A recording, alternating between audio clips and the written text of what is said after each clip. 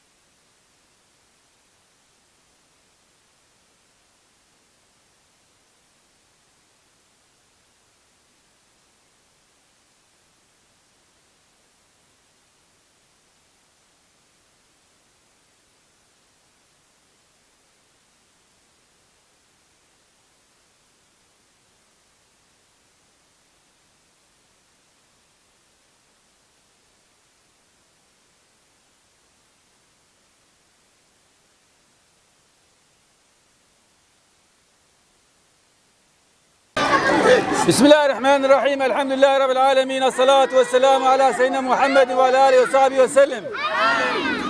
Ya Rabbi, bu yetim aylıklarını gönderen Yetimler Vakfı'nın üye, gönüllü, hayırseverlerinden razı ol.